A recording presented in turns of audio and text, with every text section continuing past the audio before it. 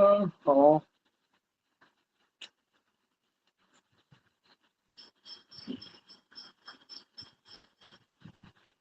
और सब ठीक है? हेलो। अरे सब ठीक है तो?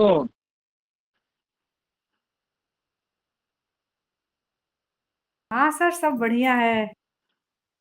शिखा, कल्याणी कौन है? हाँ, ठीक है तो। हेलो। जी सर। जी सर। बहुत कम विद्यार्थी जुड़े हैं। बहुत कम विद्यार्थी जुड़े हैं। हाँ।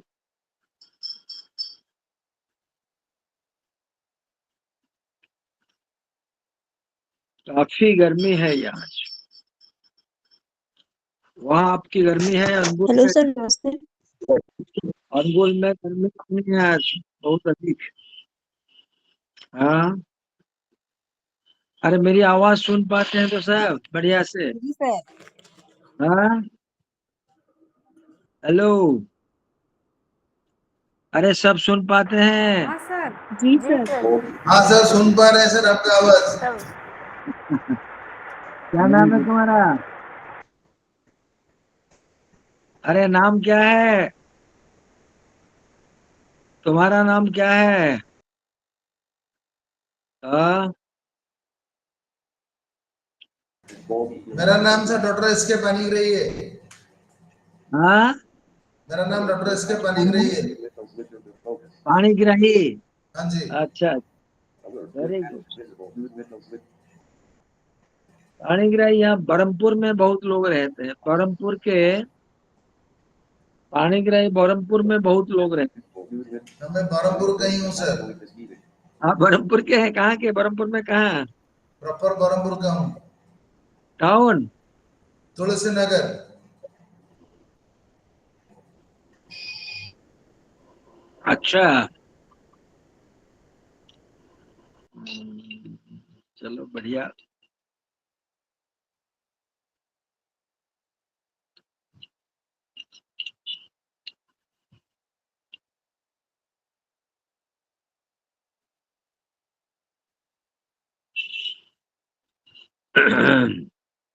चलिए पढ़ाना शुरू करते हैं।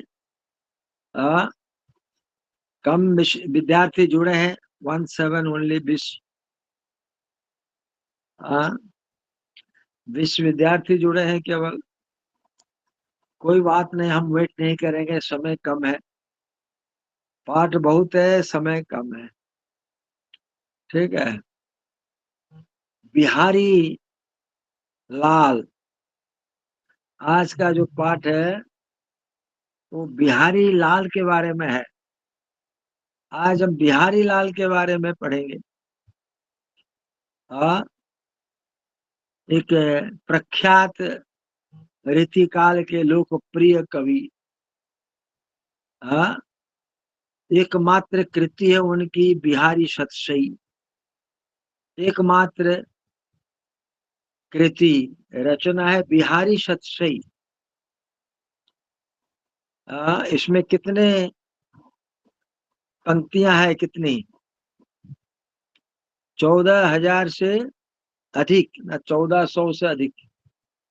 1400 कुछ विवाद है, लेकिन 1400 से कुछ अधिक पंक्तियां उन्होंने बिहारी सतसई लिखकर यश कमाया है।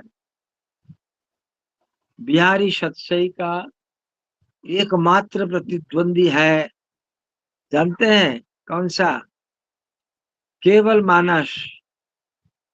केवल तुलसीदास का रामचरितमानस बिहारी सतसई का एकमात्र प्रतिद्वंदी है। बिहारी का जन्म कौन बताएगा कब हुआ था? कब हुआ था और कहाँ हुआ था? बताइए। बिहारी का जन्म कहाँ हुआ था, कब? 1595 ईस्वी में ग्वालियर में सर। ग्वालियर में हुआ था, ठीक। उनकी शिक्षा दीक्षा कहाँ हुई थी? ओरछा में।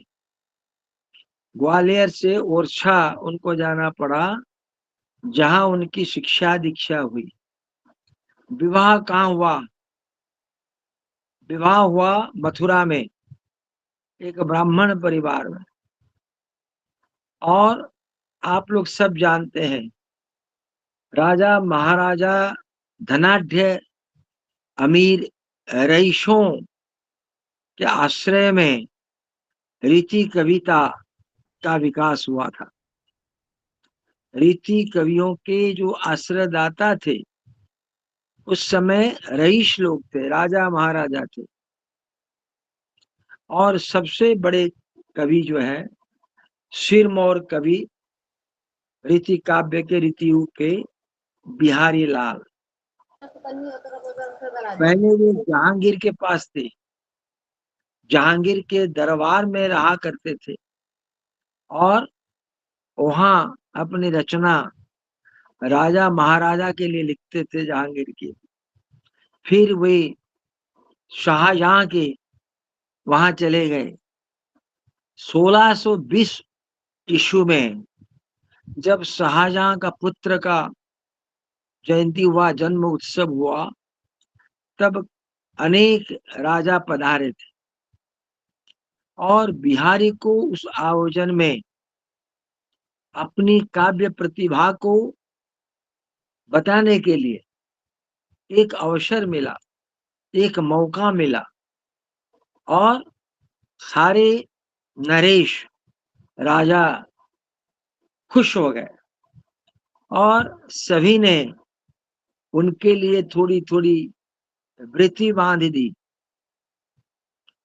1621 ईस्वी में नूरजहां की कुटिलता बढ़ने लगी और शाहजहां को आगरा छोड़ना पड़ा। और बिहारी जो है, उस समय धीरे धीरे ये दूर होते गए मुगल से, मुगल के दरबार से उनका संबंध धीरे धीरे कम होता गया। और फिर बड़ी अनिश्चित स्थिति में बिहारी अपना जीवन गुजार रहे थे। 1635 ईस्वी में, उसके आसपास, वे गए जयपुर के राज दरबार में। उस समय महाराजा जयसिंह थे और वे प्रजाओं की चिंता छोड़कर अपनी नई रानी में, नई रानी के प्रेम में, विलास में, सहवास में डूबे हुए थे। तब बिहारी जब वहां पहुंचे, उन्होंने महाराजा की सेवा में, यानी राजा जयसिंह की सेवा में एक दोहा लिखकर भेजा, जिस दोहा को पढ़कर जयसिंह के का मन परिवर्तन हो गया और वो रानी को छोड़कर प्रजा कार्य में व्यस्त हो गए। नहीं पराग नहीं मधुर मधु, नहीं पराग नहीं मधुर मधु, नहीं विकास इहि काल, अली कली ही सो बंधो, अली कली ही सो बंधो, आगे कौन हवाल। ये जो दोहा उन्होंने लिख भेजा बिहारी ने राजा जयसिंह के पास, तो जयसिंह पूरी तरह अपने आप को बदलकर सीधा राजकार्य में आए और राजकार्य में तल्लीन हो गए। तो ऐसा जादू सा असर उन पर पड़ा। अनंत कुमारी यानी चौहानी रानी ने बिहारी का सम्मान करते हुए एक गांव उनको दिया था। बड़ी रानी जो थी, उनका नाम था अनंत कुमारी चौहानी रानी। उन्होंने एक भेंट स्वरूप गांव दिया बिहारी, और गांव का नाम था काली पहाड़ी। काली पहाड़ी गांव उन्होंने उन्हें दिया। तो जयसिंह के दरबार से एक लंबे समय तक बिहारी को शिक्षक के रूप में नियुक्त किया गया और जय सिंह के दरबार में वो बहुत समय रहने लगी और सतसई के अधिकतर दोहे उन्होंने वहां लिखे। ऐसा कहा जाता है कि सतसई की रचना बिहारी का पुनः मुगल दरबार महाराज जो है, सतसई की जो रचना है बिहारी लाल ने महाराज जयसिंह के लिए की थी, ऐसा कहा जाता है। तो इस प्रकार स्थिति परिवेश में बिहारी आगे बढ़ने लगे। तो उनके जीवन का जो इतिहास है, उस इतिहास से स्पष्ट है कि उन्हें विभिन्न राज दरबारों में आश्रय मिला था। जैसे मैंने कहा, पहले जहांगीर, उसके बाद शाहजहां, उसके बाद राजा जयसिंह। तो इस प्रकार उनका जीवन अतिवाहित हुआ और उन्होंने बिहारी सतसई पूरी की। तो राजा और रईस ये रस सिद्ध कवियों का सत्संग करते थे और काव्य का आस्वादन करना वे बहुत उचित समझते थे। इससे राजा रईसों का व्यक्तित्व का विकास होता था, कलात्मकता बढ़ती थी। तो बिहारी इस परिवेश में सतसई के दोहों की रचना की। बिहारी ने ऐसे परिवेश में सतसई की रचना की। तो बिहारी एक बेजोड़ उपासक कवि, बिहारी एक बेजोड़ रूप रस के बेजोड़ उपासक कवि है। अन्य रूप चित्रण में उनका आलंबन था नारी, नारी ही उनका आलंबन है। जैसे अमल वर्ण अनिंद्य सुंदरियों का, अनिंद्य सुंदरी उनका रूप सौंदर्य उन्होंने वर्णन किया है। किसी भी साहित्य का श्रृंगार बन सकता है। तो विद्यापति भी कम नहीं थे, विद्यापति कम नहीं है, पर दोनों में अंतर है। क्या अंतर है ना? विद्यापति की जो नायिका है वो सांवरी है, लेकिन बिहारी लाल की जो नायिका है वह दुधिया गोरी है, यानी सफेद गोरी वाली है बिहारी की जो नारी है, नायिका है। लेकिन विद्यापति की जो नायिका है वो सांवरी है। तो इस प्रकार बिहारी के नायिका और विद्यापति के नायिका में अंतर है। तो रीति काव्य जिस दरबारी परिवेश में रचा गया था, वो काव्य मात्र क्रीड़ा मनोविनोद की वस्तु बनकर रहे। अलंकारों की प्रचुरता पाई गई और भाषा की सजावट पर अधिक ध्यान दिया गया। तो इस प्रकार बिहारी ने नारी का रूप सौंदर्य का खूब वर्णन किया, अलंकरण पर बहुत उन्होंने बल दिया। ये जो अलंकरण है ये वस्त्रों के चटकीलेपन है, बहुल प्रयोग और प्रसाधन दिक्य है। तो बिहारी की नायिका ऐसी स्थिति में अंग अंग नग जग मगत, बिहार ने कहा है अंग अंग नग जग मगत दीप शिखा सीते, दीप शिखा सीते, दिया बढ़ाए हूँ रहे बड़ों उजारों में।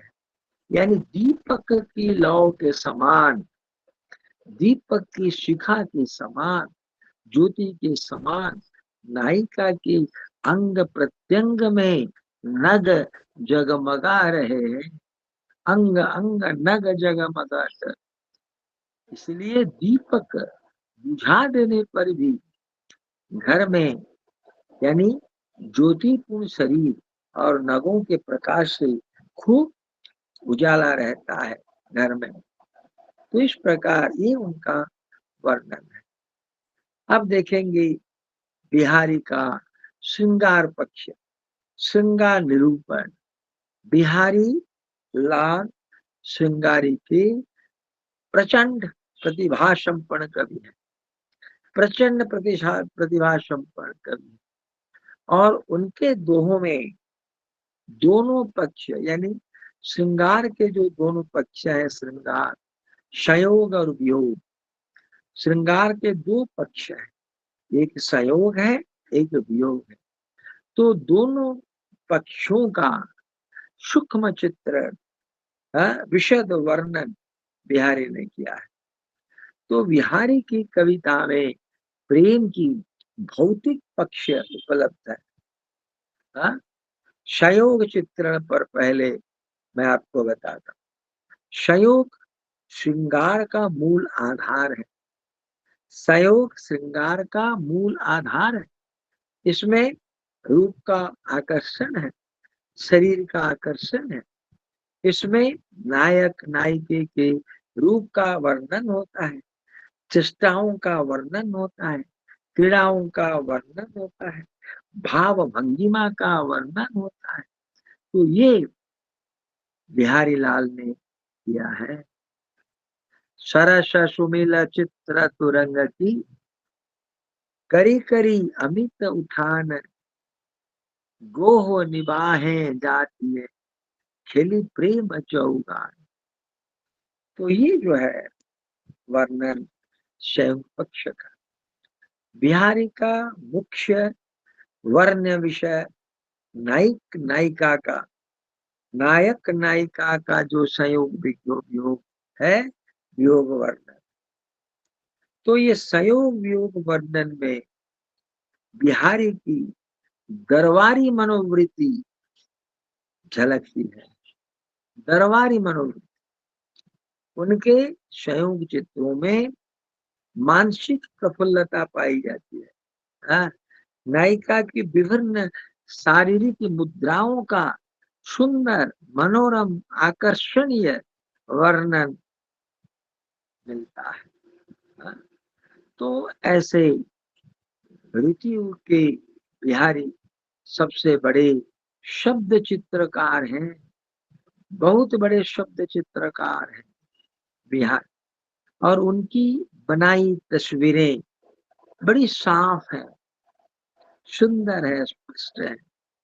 और इनमें नायिका की भंगिमाओं का, मुद्राओं का, अंग प्रत्यंगों का, बांकेपन का और सब प्रकार की एक एक अदा, एक एक शैली बहुत खूब बिहारी ने अंकन किया है, चित्रित किया है। जैसे बतरस लालच लाल की मुरली धरी लुकाए, बतरस लालच लाल की मुरली धरी लुकाए, शाह करे आहनी हंसे नैन कहे तकी जाए।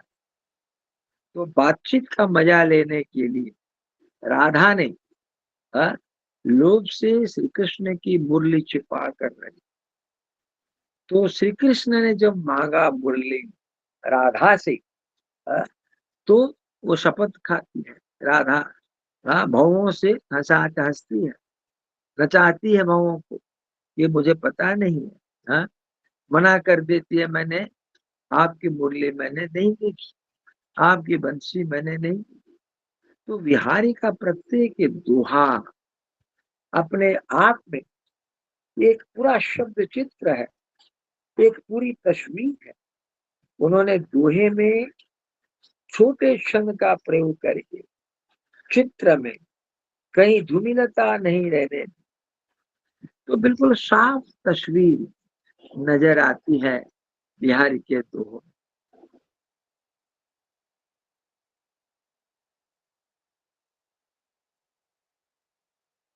और बिहारी की जो नायिका है, ये नायिका की मुद्राओं हाँ? कर समेरी कचभुज उलटी खय शीश पट डारी काको मन बांधे न यह जूरो बांधन यहाँ। तो ये जो नायिका है, हाँ, अपने हाथ से अपने बालों को झटक कर पीछे ले जाती है, मुद्रा है। और उसका जो जूहा बना रही है, सॉरी जूड़ा, उसकी जो जूड़ा बना रही है, कभी कहते हैं ये दृश्य किसी को भी बांध सकता है, हाँ? नायिका के जूड़े को देखकर कोई भी आकर्षित हो सकता है। यहाँ जो नायिका की मुद्राएं हैं, चेष्टाएं हैं, उन भंगिमाएं हैं, इन चेष्टाओं का वर्णन मात्र बिहारी ने किया है। तो बिहारी से सही नायक नायिका की ऐसी चेष्टा क्रिया का चित्रण है। गुरुजनों के बीच बैठे नायक नायिका के बीच आंखों ही आंखों में प्रेम संवाद हो जाता है। गुरुजन अपने स्थान पर बैठे और नायक नायिका का आंख के माध्यम से वार्तालाप हो रहा है।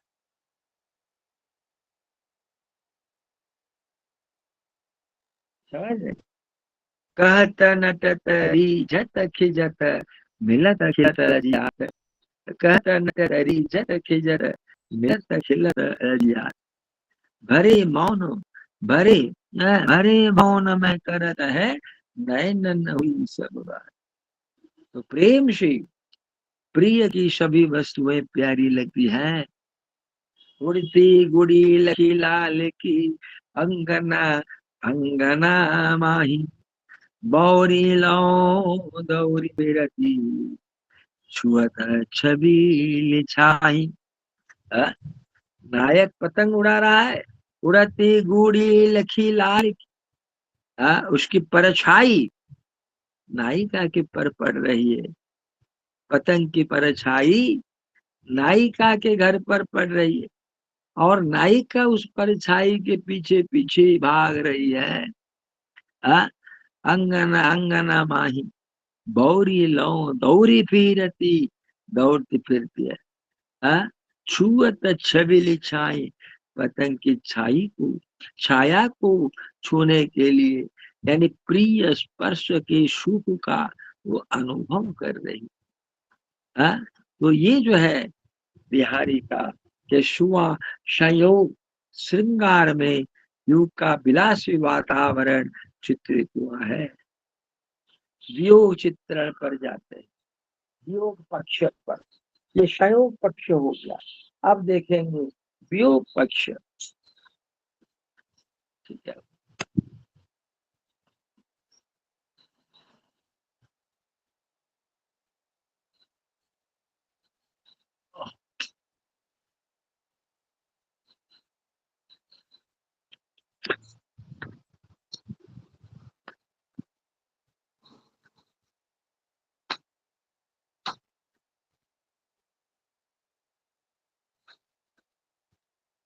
अब देखेंगे वियोग पक्ष पर बिहारी का वर्णन। तो श्रृंगार रस के वियोग का भी विशेष महत्व है। इसमें प्रेमानुभूति की गहरी छाप, व्यापक अनुभूति प्रतिफलित होती है। यानी विरह जो है, विरह की आग में जब तपता है तब उसकी असली परीक्षा होती है। तो विरह की व्यापकता को बताते हुए बिहारी ने कहा है, लाल तुम्हारे विरह की अगनी अनूप अपार। लाल तुम्हारे विरह की अगनी अनूप अपार। सरसय बरसय नीर दूं झरहूं मीटे न झार। यानी प्रिय, तुम्हारे विरह की अग्नि की तुलना किसी चीज से नहीं हो सकती। हाँ? विरह की जो तुलना है वो किसी से हम नहीं कर सकते, इसकी था भी नहीं है ली जा सकती। लाल विरह की अग्नि अनूप है, अपार है। हाँ? इसकी था भी नहीं ली जा सकती। ऊपर से नीचे तक आंसू की धारा बन गई हूँ, फिर भी इस प्रचंड ताप की जलन मिट नहीं रही है। वो कह रही है ऊपर से नीचे तक मैं आंसू की धारा बन गई हूँ, आंसू की धारा बन गई हूँ, और परंतु मैं इस प्रचंड ताप की जलन मिट नहीं रही है, परंतु इस प्रचंड ताप की जलन मिट नहीं रही है। तो बिहारी ने अपनी कविता में नायक के परदेश जाने के प्रसंग को और उससे उत्पन्न विरह वेदना का उन्होंने चित्रण किया है, यथार्थ चित्रण किया है। अजऊ न जाए सहज रंग विरह दुबरेगा, अजवे न जाए सहज रंग विरह दुबरेगा, अब ही कहा चलायत ललन चल चलायत ललन चलन की बात, यानी नायक परदेश जा रहा है। सखी कहती है अभी तो प्रथम वियोग से ही नायिका उबर नहीं पाती है, तो प्रिय के जाने का समय जब आ गया, विरह में दुबले हो गए और शरीर बहुत कमजोर हो गया, इसलिए वियोग की पीड़ा वंचित हुई, ऐसा बिहारी ने कहा।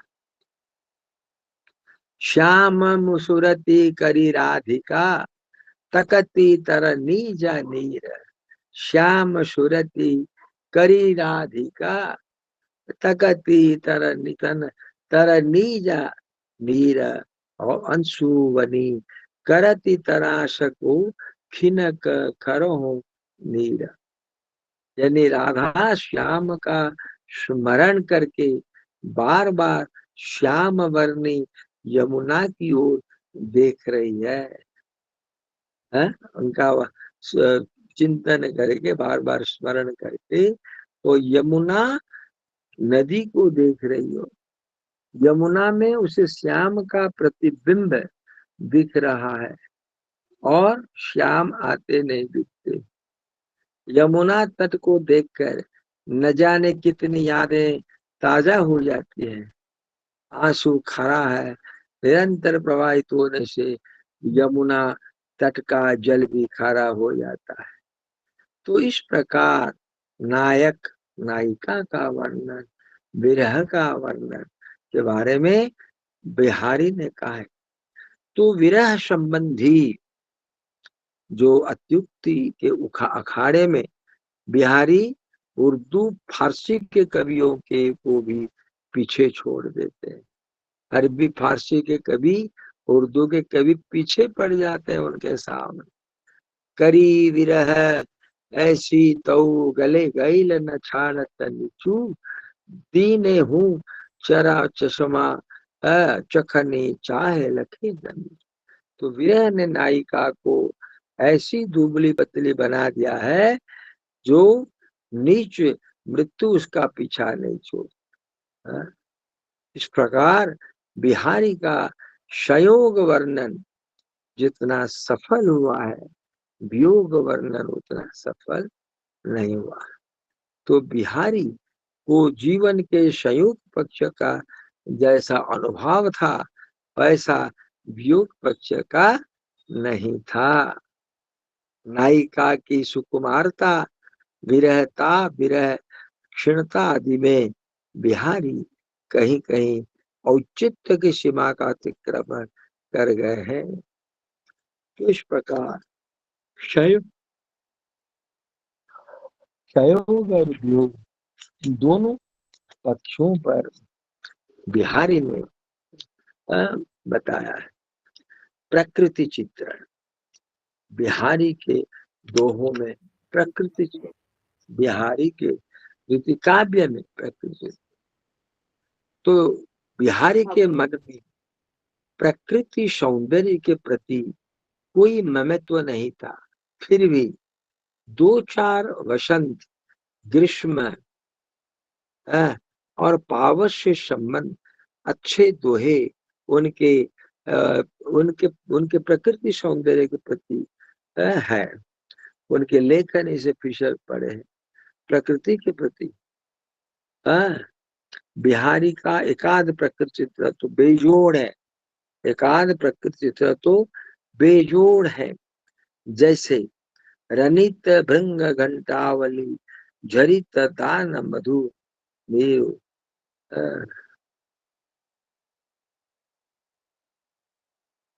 इस प्रकार देखेंगे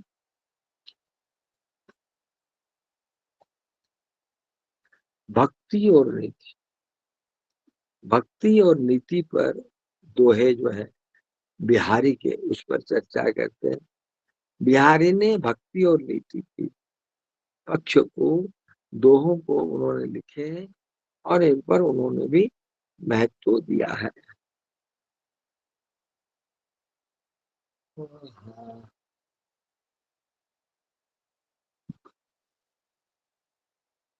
काफी गर्मी है। बिहारी ने भक्ति और नीति के दोहे भी लिखे हैं और दरबारी संस्कृति से मुक्त होते प्रतीत होते हैं। जब ये भक्ति और नीति के गीत गाए तब लगा ये लोक संस्कृति से कहीं और हट गए हैं, जो ठीक नहीं है। तो भक्ति रीति नीति के दोहे में उन्होंने भक्ति काल के अधिकांश कवियों की भांति बिहारी ने भक्ति की बातें या भक्ति के दोहे औपचारिक रूप में उन्होंने लिखे हैं।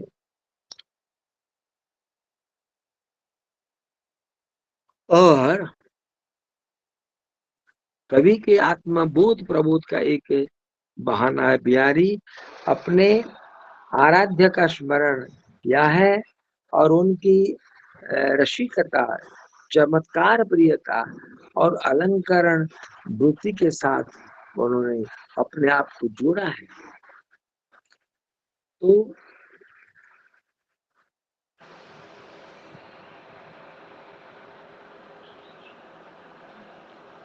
तो बिहारी शब्द से एक आप और एक दोहा आप सुनेंगे।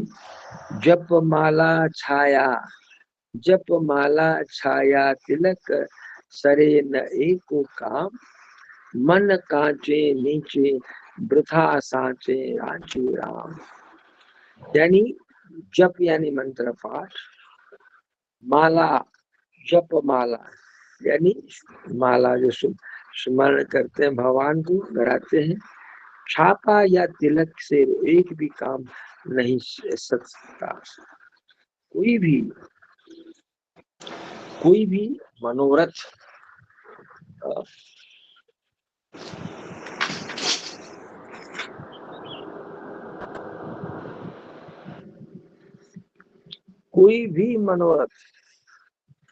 समझ रहे, ऐसा हुआ है।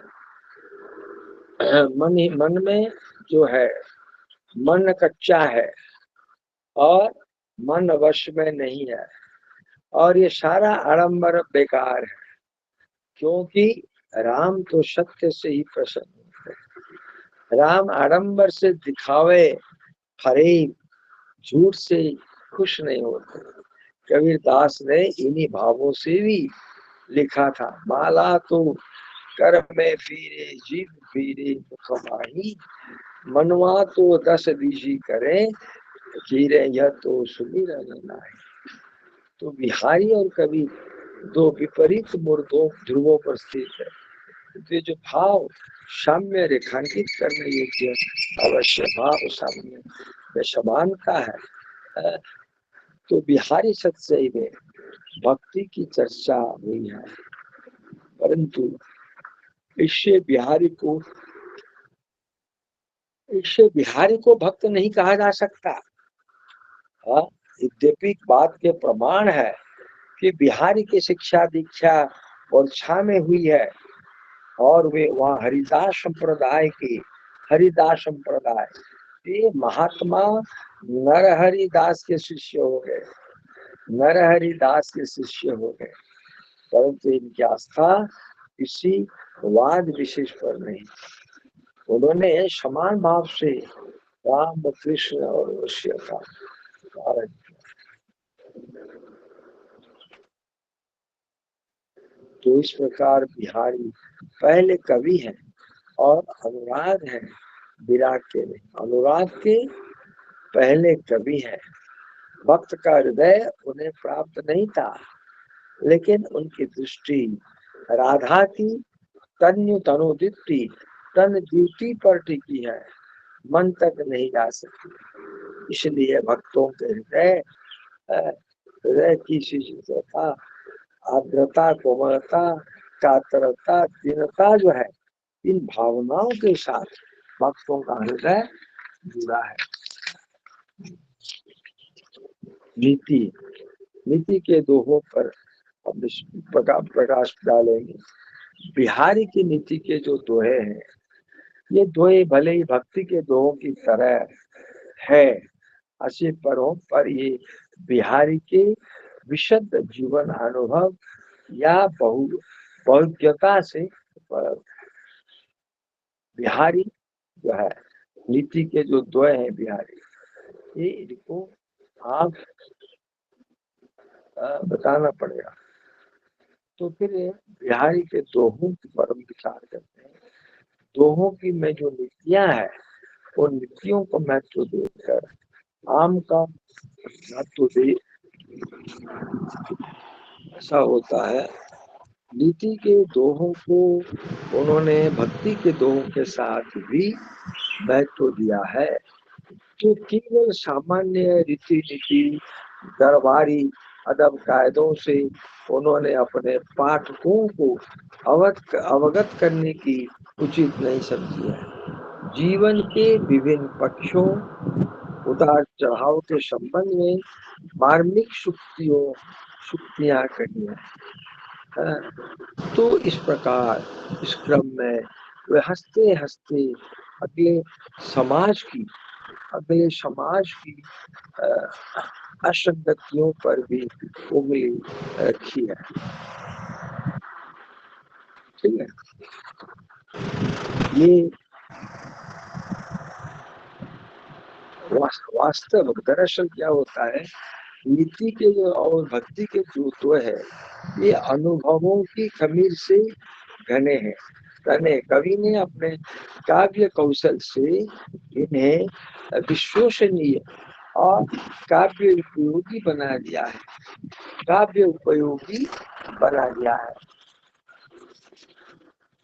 तो इस प्रकार इसमें मुक्तक काव्य परंपरा के साथ बिहारी का संबंध।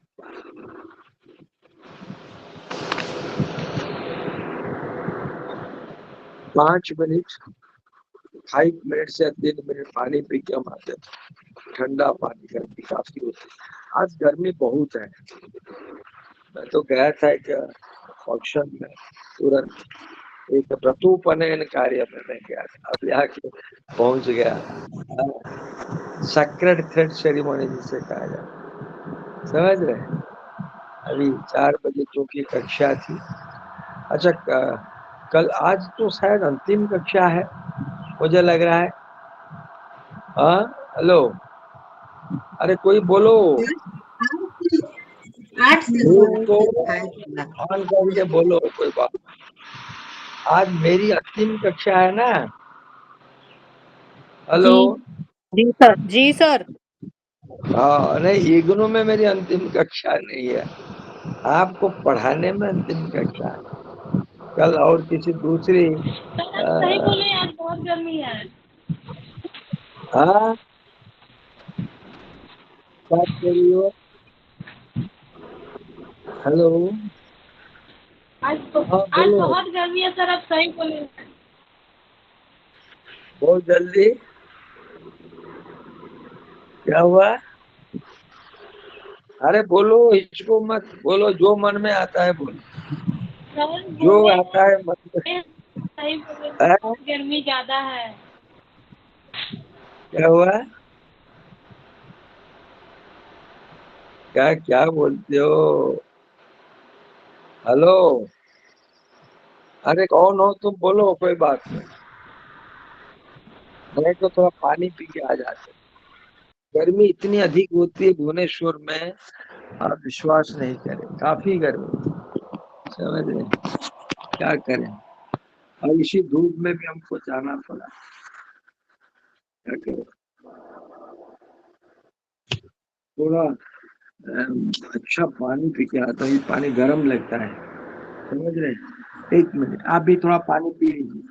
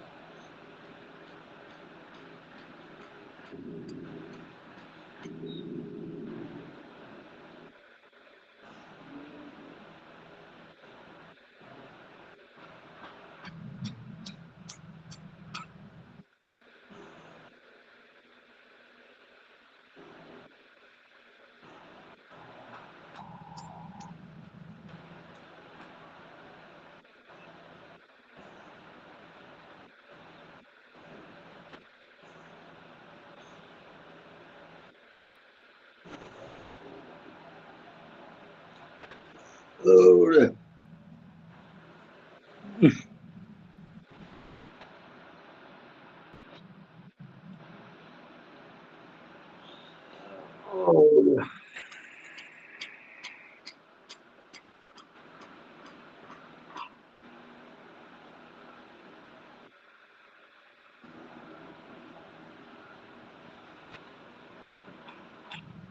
हेलो,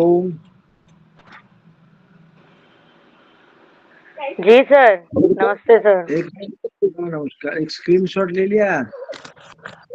अरे कोई एक स्क्रीनशॉट ले लीजिए, और आने के समय एक स्क्रीनशॉट ले लीजिए और लेके भेजिए। आप अपने पास मत रखिए। हाँ, मेरे पास, सर मैं मेरे तो रोज व्हाट्सएप भेजती हूँ। नंबर में। हाँ, भेज चुकी हो? सर मैं रोज भेजती हूँ। हाँ, क्या सर मैं हुआ? आपको रोज भेजती हूँ। Very good. क्या नाम है? चलो, हमारी सेवा करती सर हो। अमिता राउत। खुश रहो। अमिता, अरे तुम तो मेरी पुरानी छात्रा हो, मुझे याद है। हाँ, अमिता, जी मुझे सर। याद। तुम्हारी शादी नहीं हुई है? नहीं नहीं, नहीं सर। हाँ, हाँ, शादी कर ली। नहीं सर। हाँ, ठीक है, अच्छे लड़के से शादी करो। हाँ, पहचान करो ठीक से, फिर शादी करो। तो बिहारी की जो भाषा है वो है ब्रज। ब्रज भूमि की, ब्रज प्रदेश की जो भाषा है वह है ब्रज भाषा।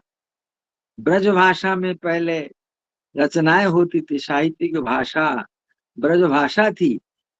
और धीरे धीरे खड़ी बोली ने उसका स्थान ले लिया। तो ब्रज भाषा की जो भाषा है, साहित्य की भाषा, ये सुर की भाषा है, तुलसी की है, रसखान की है, नंददास कवि की है। तो ब्रज भाषा का क्षेत्र उस समय अत्यंत विस्तृत था, बाहुल्य है। कई रचनाएं रची गई है, साहित्यिक रचनाएं। क्लियर? ब्रज भाषा। तो ब्रज भाषा उस समय साहित्यिक भाषा रहा करती। इसमें वाक्य विन्यास, शब्द गठन ये सब पर्याप्त व्यवस्थित है। तो बिहारी की भाषा में बुंदेलखंडी के प्रयोग शैशव के अभ्यास के कारण सहज रूप में आए हैं। तो कहीं कहीं अरबी फारसी के शब्दों का भी प्रयोग बिहारी के दोहों में उपलब्ध है, देखने को मिलते हैं। तो बिहारी की जो काव्य भाषा है उसमें नाद सौंदर्य उसमें नाद सौंदर्य देखने को मिलता है, माधुर्य गुण से जो संपन्न है। तो माधुर्य गुण के अनुकूल उन्होंने अपने दोहों में शब्दों का चयन किया है। तो भाषा के अलंकारण के लिए, भाषा को अलंकृत करने के लिए उन्होंने विभिन्न अलंकारों का प्रयोग किया है। यमक, अनुप्रास, विश्वादि शब्दालंकारों का उन्होंने प्रयोग किया है। केवल 2 छंदों का उन्होंने प्रयोग किया है बिहारी ने, एक है दोहा, दूसरा है सोरठा। दोहा और सोरठा छंदों का बिहारी ने प्रयोग किया है। तो ये दोनों 48 मात्रा यानी 48 मात्रा के छंद हैं और परस्पर संबंधित है। सबसे बड़ी विशेषता है, सबसे बड़ी उपलब्धि है बिहारी के काव्य की, ये अलंकारों का निपुण प्रयोग बिहारी ने किया है। यद्यपि बिहारी ने किसी रीति ग्रंथ का निर्माण नहीं किया, फिर भी एकदम अलंकारों का सटीक प्रयोग बिहारी ने किया है। उन्होंने लिखा है, दृग उरझत टूटत कुटुम, दृग उरझत टूटत कुटुम, जुरत चतुर चित्त प्रीत, प्रीति परथ गांठ दुरजन हे, दई नई यह रीति। यानी उलझते हैं नेत्र, टूटता है कुटुंब, प्रीति जुड़ती है चतुरों के चित्त में और गांठ पड़ती है दुर्जन के कारण, दुर्जन के हृदय में। तो प्रेम की जो ये रीति है ये अत्यंत अनोखी है, अनूठी है। बिहारी अलंकारीवादी नहीं थे, उन्होंने स्वच्छंद रूप से अलंकारों का प्रयोग किया है। तो प्रत्येक दोहे में उक्ति वैचित्र के साथ अलंकारों की सुंदर योजना बिहारी के दोहे में उपलब्ध है। सादृश्य मूलक अलंकारों में उपमा, उत्प्रेक्षा, रूपक आदि का प्रयोग अधिकाधिक हुआ है। तो रीति काल में मुख्यतः 3 संप्रदाय प्रचलित थे, याद रखें। रीति काल में 3 संप्रदाय प्रचलित थे, एक है अलंकार, दूसरा है रस, तीसरा है ध्वनि। अलंकार, रस, ध्वनि यानी बिहारी अलंकारिक चमत्कार के अनावश्यक मोह से कहीं भी ग्रस्त नहीं हुए। उन्होंने प्रयोग किया है अलंकारों का, वस्तुतः वे ध्वनिवादी हैं। रस ध्वनि, अलंकार ध्वनि, वस्तु ध्वनि को उन्होंने ग्रहण किया है और उनको सांकेतिक अर्थ में द्योतित किया है। तो इस प्रकार बिहारी की रुचि ध्वनि संप्रदाय की ओर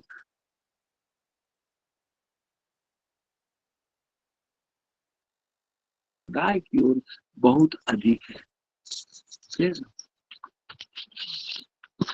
इसके बाद ये जो, हाँ, इसमें जो बिहारी पर जो प्रश्न आप आशा करते वो है, बिहारी का जो श्रृंगार और वियोग दोनों प्रकार की जो खूबियां बिहारी में पाई जाती है उस पर वर्णन करो, मूल्यांकन करो। एक प्रत्येक लेखक के बारे में या कवि के बारे में एक मूल्यांकन पर आप लिखे, समीक्षा करके लिखे, तो दिमाग में आपका रहेगा, पढ़ के जाएंगे परीक्षा में उसको लिखे। कोई भी प्रश्न हो उसमें मूल्यांकन ही महत्वपूर्ण है, और मूल्यांकन एक विषय पढ़ देंगे, कवियों का मूल्यांकन, चाहे प्रसाद हो, निराला हो, महादेवी हो या ये जो है रीति बिहारी हो, सबका मूल्यांकन करेंगे। तो रीति काव्य परंपरा में अब मैं आपको घनानंद के काव्य के बारे में पढ़ाऊंगा। घनानंद तो ये भी बहुत विलक्षण कवि है, रीति काल के एक विलक्षण कवि है घनानंद। तो कविता हृदय में नैसर्गिक अनुभूति का विषय न रह गई, आश्रयदाताओं के मनोविनोद का साधन मात्र बन गई। तो कविगर अपनी कवित्व शक्ति से विश्वास देकर आचार्य कहलाने की महत्वाकांक्षा से पीड़ित हो गए। तो इस स्वच्छंद अनुभूति के कारण उनका काव्य कौशल और उनकी काव्य भाषा सर्वथा नई है, सर्जनात्मक दिखाई देती। तो रीति काव्य परंपरा में घनानंद का क्या महत्व है, ये प्रश्न। घनानंद के महत्व पर प्रश्न आता है। ठीक है।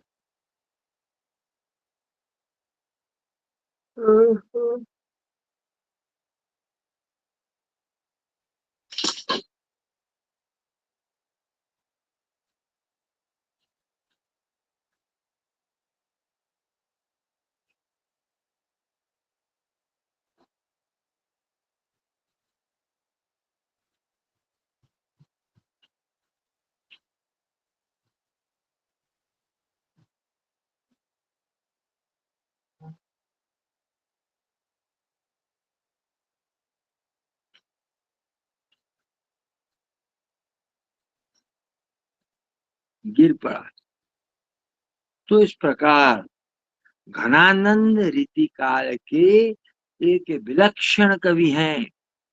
उनके रीतिकालीन काव्य आदर्श जो है, उनमें बाह्य रूपों को उन्होंने संवारा है, सजाया है। तो अनुप्रासमय शब्दावली, छंद में यति लय का जो विधान, दोषों का परिहार आदि गुण श्रेष्ठ कविता के लिए अनिवार्य माने जाते हैं। तो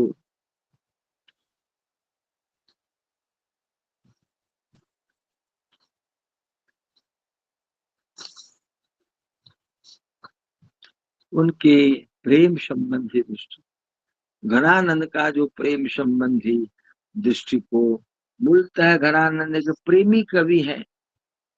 याद रखिए, घनानंद मूलतः एक प्रेमी कवि है। जिस युग में घनानंद ने लेखनी उठाई थी, उस युग की प्रवृत्ति भी श्रृंगारिक थी। श्रृंगारिक प्रवृत्ति में घनानंद ने अपनी लेखनी चलाई। डॉक्टर नगेंद्र ने रीतिमार्गीय प्रेम श्रृंगार की 4 मुख्य विशेषताएं बताई। 4 मुख्य विशेषताएं है। और प्रेम श्रृंगार का मूलाधार रसिकता है, प्रेम नहीं है, रसिकता है। और वो रसिकता शुद्ध ऐन्द्रिक है, यानी अतएव उपभोग प्रधान है। रसिकता जो है ये उपभोग प्रधान है, इसलिए वासना को अपने प्राकृतिक रूप में ग्रहण करते हुए उसकी तुष्टि को निश्चल रीति से प्रेम रूप में घनानंद ने स्वीकारा है। उसका न आध्यात्मिक रूप देने का प्रयत्न किया गया है, न उद्धार परिष्कृत करने। ये जो श्रृंगार है ये उपभोग प्रधान है और गारस्थिक है, ये गारस्थिक है। तो घनानंद के प्रेम में गांभीर्य है, घनानंद के प्रेम में गांभीर्य है। प्रेम को अरे सुनो, वो तो चाहिए ना बोलो मते आगो किए चाय कर दीजिए आगो आउ किसी करो सब सोई एबे आशीर्वाद। तो गांभीर्य है। बिहारी की तरह ये प्रेम को चौगान का खेल नहीं मानते। ये प्रेम को एक सीधा स्नेही मार्ग मानते हैं, सीधा स्पष्ट स्नेहपूर्ण मार्ग मानते हैं। वहाँ कोई कौशल्य, वहाँ कोई कुशलता चतुरता का स्थान नहीं था। प्रेम के पथ पर वे सच्चे लोग चलते हैं जो अपना सब कुछ गंवाने के लिए तैयार है। प्रेम के रास्ते पर केवल सच्चे लोग चलते हैं जो प्रेम की खातिर, प्रेम के कारण अपना सब कुछ कुर्बान कर देते हैं, यहाँ तक जीवन भी वे दे देते हैं, यहाँ तक जीवन भी वे दे देते हैं। किमिन जास्तिला ठीक है।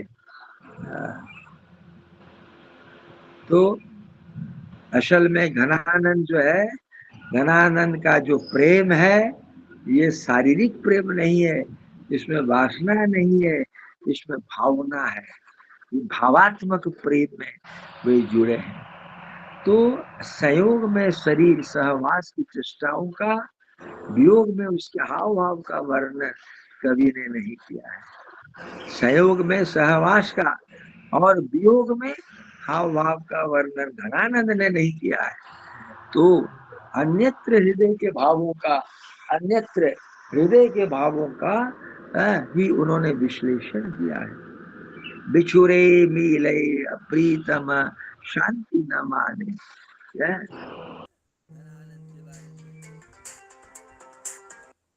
आप पढ़ेंगे दोस्तों।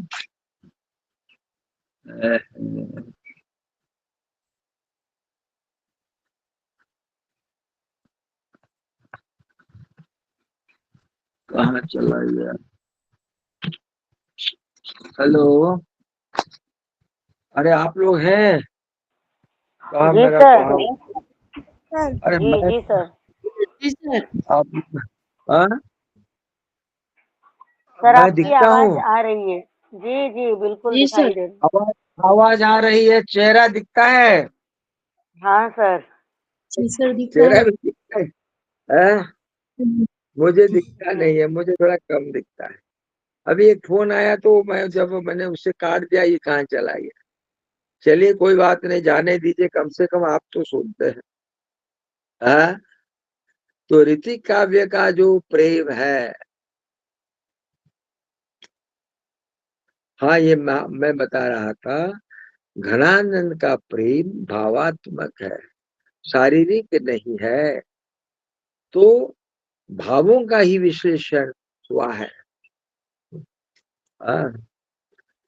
झलक अति सुंदर आनन गौर छके दीर्घ राजत काननी कानन छवि हसी बोलन में छवि फूलन की बरसा और ऊपर जाती है लट लोल कपोल कलोल करे कल कंठ बनी जल जावली हवे अंग अंग तरंग अंग अंग तरंग उठे रुधि परिहे मनौ रूप अवे घर धर चै। यानी प्रियतम का जो गोरा चेहरा है ये अत्यंत सुंदर लग रहा है, बड़ी बड़ी आंखें हैं, कानों को स्पर्श करना चाहती है। लगता है जब वो हंसती है तो उससे सौंदर्य रूपी फूल की वर्षा होती है। हंसने के समय फूल बरसते हैं, सुंदर फूल फूल बरसते हैं और सीधे हृदय पर आकर गिरती है। और लटें, उसकी लटें जो हैं गालों से खेलती प्रतीत होते हैं। पूर ऊपर जाती है लट लोल कपोल कलोल करें, लटे गालों से खेलती प्रतीत होती है। गले में कल कंठ बनी जल जावली हवे अंग अंग तरंग उठे दूती की परिहे मन रूप अवगर है। मोतियों की माला शोभामान है, उनके गले में मोतियों की माला शोभामान है। शरीर का प्रत्येक अंग जगमग रहा है, चकमक कर रहा है, जगमगा रहा है, जैसे सौंदर्य धरा पर टपकता हो। सौंदर्य का इतना सहज वर्णन, सुंदर चित्र और किसी कवि ने नहीं किया है। तो ऋतिक काव्य का जो प्रेम है ये सामाजिक परंपराओं से मुक्त नहीं था, लेकिन घनानंद जब आए, जब उन्होंने रचना की, उन्होंने सामाजिक बंधनों को लेश मात्र उन्होंने उपेक्षा नहीं की। उन्होंने वेश्या से प्रेम किया था। घनानंद ने एक वेश्या से प्रेम किया था। उनका जो प्रेम है वो गार्हस्थ्यिक नहीं थी, उसमें समाज की मर्यादा नहीं है, जीवन की स्वच्छंदता है। घनानंद प्रेम व्यापार के अंतर्मुख थे, अंतर्मुखी प्रेम उनमें था, जबकि रीति मार्गी कवि जो थे वे बहिर्मुख थे। और घनानंद मौन होकर विरह व्याथा सहते हैं। तो ठाकुर ने भी प्रेमानुभूति के हृदय में गुप्त रहने की बात बार बार कही है। तो नाई का भेद रीति काल की सर्वोपरि विशेषता ये। लेकिन घनानंद ने नायिका की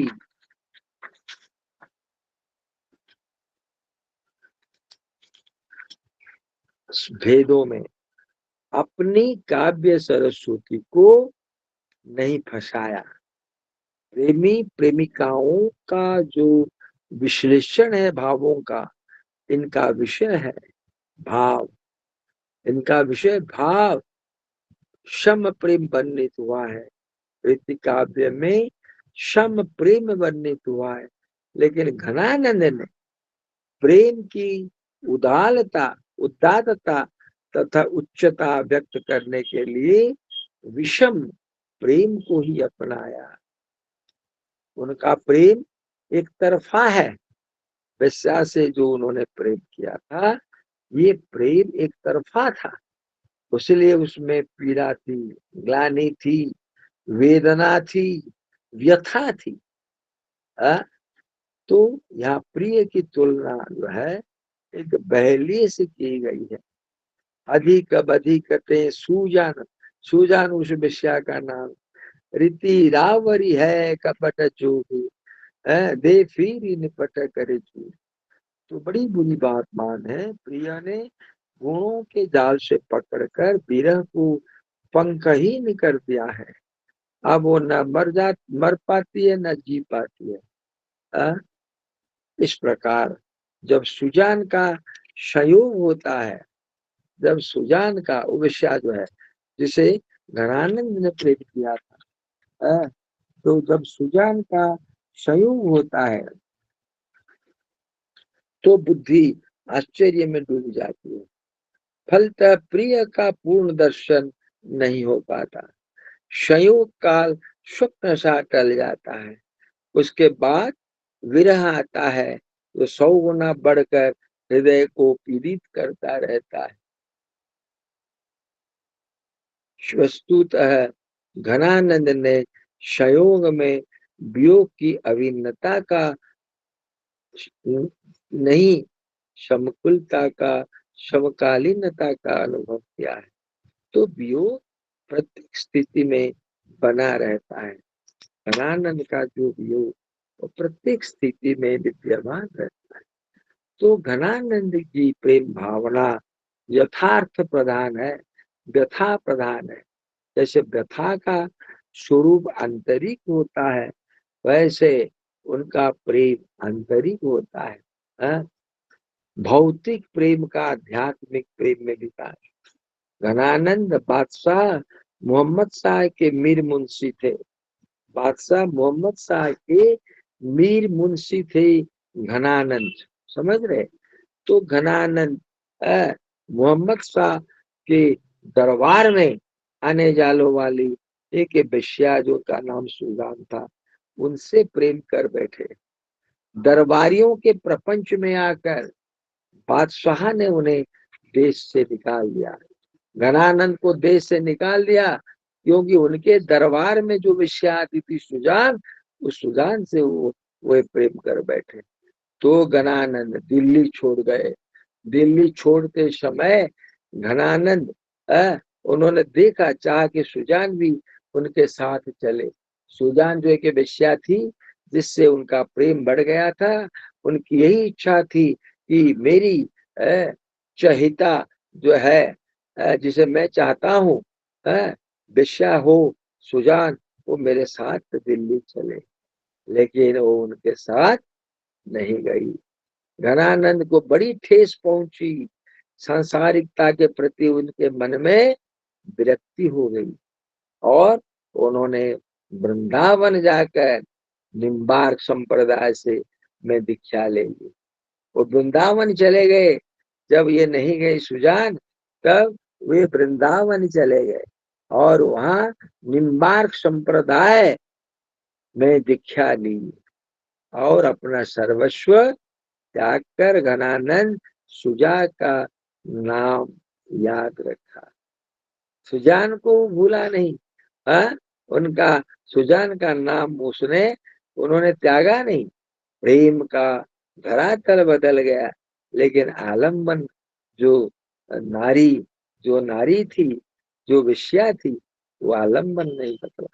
अपने प्रिया के नाम को उन्होंने आराध्य के नाम भी बना दिया। सुजान का नाम को उन्होंने रखा। कौन ଆଉ ଚା କରିଦଉ ନା ଆଉ କଣ କଲ ହାତ ଉଡେଇ ଦେଲ ମାନେ ରହିଯାଇଥିଲା ଗୋଟେ ସମୟ ପାଣି ଟିକେ ପୁରେଇ ଦେଲ ଏତେ ସମୟ କଲ ସେଥିପାଇଁ ଡେରି ହେଲା। ମୁଁ ଜାଣିଛି ତମେ ପାଣି ଖାଲି ପକେଇ ଦେଇଥାନ୍ତେ। ହଉ ଠିକ, ଭଲ କାମ କଲ।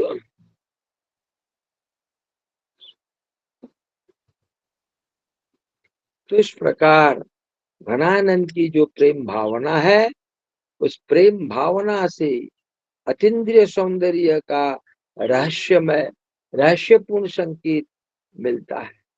प्रेम का प्रारंभिक रूप है शारीरिक। प्रेम का प्रारंभिक रूप है शारीरिक। रूप सौंदर्य पर इंद्रियों की रीझ, विस्मय आदि का भाव अनुभूत हुआ है। भावना में आगे इसका भावना में विकास हुआ है। तो भावना के कवि थे घनानंद, इसलिए उनके जीवन में हमेशा उनकी प्रेमिका का नाम सुजान का नाम रहा। तो घनानंद ने लौकिक प्रेम लीला को अलौकिक प्रेम लीला का कण कहा है। उन्होंने इसे कृष्ण प्रेम में छिपा रखा है।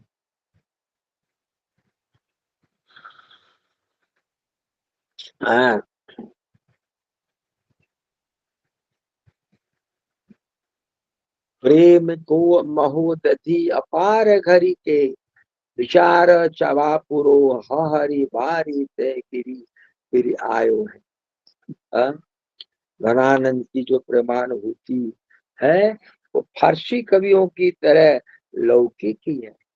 राधा कृष्ण जो है उन्होंने तो तत्कालीन काव्य परंपरा के कारण काव्य में गृहीत हुए। वस्तुतः सखी संप्रदाय, फारसी साहित्य, सूफी का कवि, इन तीनों की रहस्य भावना से कवि ने प्रेरणा ली है। कवि को प्रेरणा मिली है इनसे। अब चर्चा करेंगे घनानंद की प्रेमानुभूति में कैसे स्वच्छंदता पाई गई।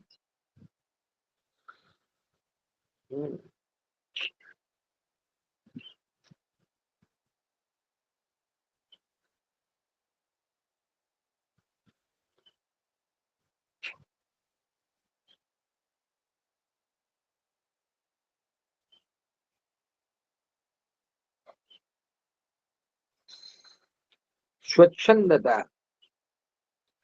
घनानंद अपने मनोवेगों के प्रवाह में बह जाते थे, बहकर कविता लिखते थे। मनोदशा में मनोवेगों, काव्य शास्त्र के नियम उपनियम का ध्यान नहीं देते थे। उनके काव्य में प्रेम की जीव जगत स्वच्छंदता का वर्णन, केवल स्वच्छंदता का वर्णन, दर्शन। तो उनकी दृष्टि, घनानंद की दृष्टि प्रेम भाव की अनुभूति पर आधारित। घनानंद का प्रेम जो है ये केवल नारी के स्थूल सौंदर्य तक सीमित नहीं है। नारी के जो स्थूल सौंदर्य है नारी का, उस तक सीमित नहीं है, वह ईश्वर पर्यंत ऊंचा उठा। उनकी रचनाओं में अश्लील मुद्राओं, अश्लील चेष्टाओं का वर्णन नहीं, संयोग में मनोदशाओं के विविध रूपों का चित्रण किया गया है। घनानंद को प्रेम का बाह्य पक्ष जो है, घनानंद के काव्य में बाह्य पक्ष का प्रबल वर्णन नहीं, जितना आंतरिक पक्ष का है। इसलिए उनकी दृष्टि आंतरिक है, प्रिय हृदय में बसे हुए, विरही को सुख का अनुभव रहा है। विरह की विरह कथा देखकर वे दांतों तले उंगली दबाते हैं, जो विरह वेदना की आंच में पके हुए। इस प्रकार घनानंद ने प्रेम व्यापार की कृत्रिम रूपों का त्याग किया है। प्रेम व्यापार में उन्होंने कृत्रिम रूपों का त्याग किया है। उनकी चेतना विरह और मिलन दोनों में प्रेमियों के हृदय के अंतस्थल को उद्घाटित करती है। उनकी काव्यगत चेतना विरह और मिलन दोनों में उनके हृदय के अंतस्थल को स्पर्श करती है। बुझत बेझत बुझत बहुराई सुजय। घनानंद का प्रेमी तो स्वयं ही अपनी प्रेम भावना को नहीं पहचान पाता, वो कहे किससे, वो किससे कहे।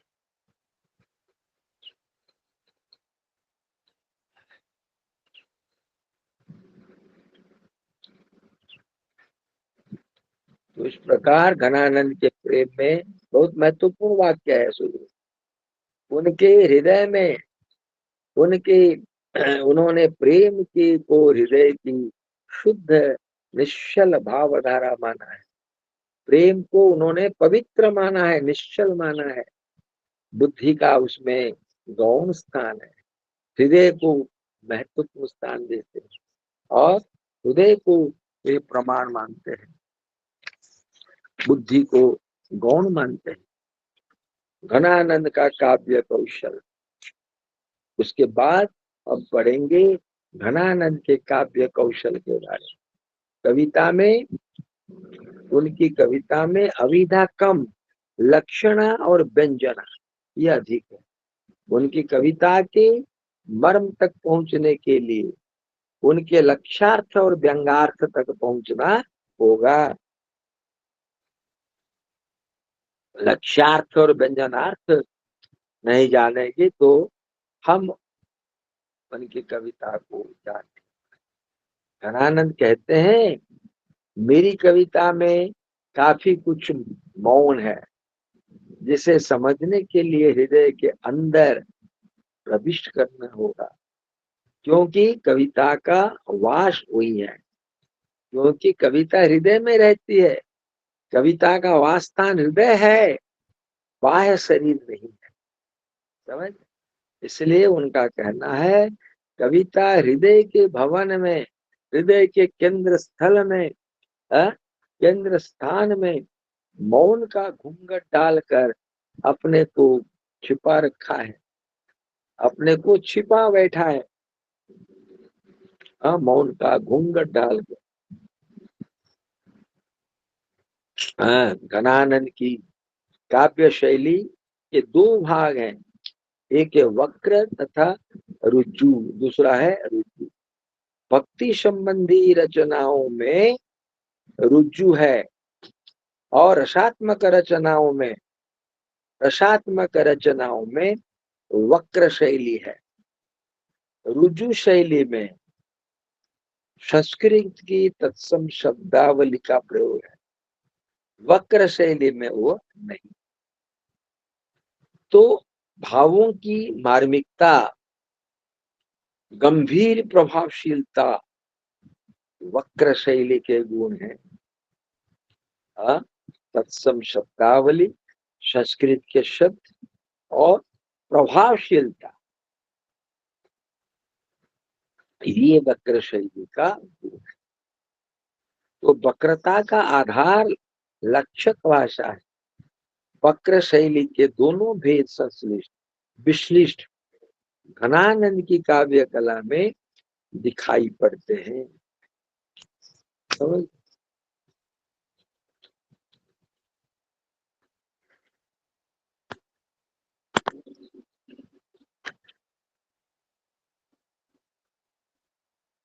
इस प्रकार घनानंद की शैली आंतरिक प्रधान है, आंतरिक है, भाव प्रधान है, विभाव प्रधान, वस्तु प्रधान नहीं है। न विभाव प्रधान है वह वस्तु प्रधान है। तो इस प्रकार उन्होंने यानी घनानंद ने अपने कवित सवेयों में अपने प्रेयसी सुजान, याद रखिए, तथा अपना नाम प्राय सर्वत्र प्रयोग किया है। कवित सवेयों में अपना नाम और सवे सुजान का नाम उन्होंने प्रयोग किया है।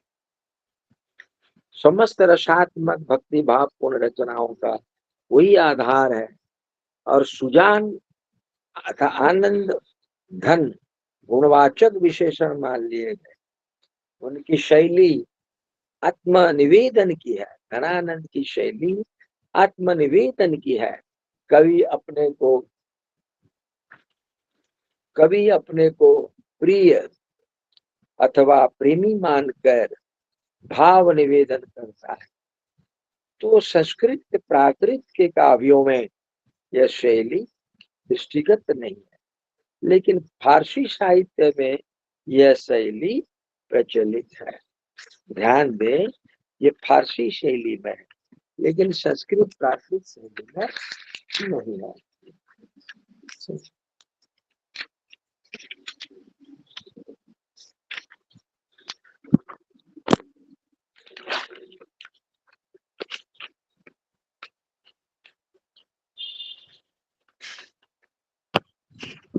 अब देखेंगे काव्य भाषा।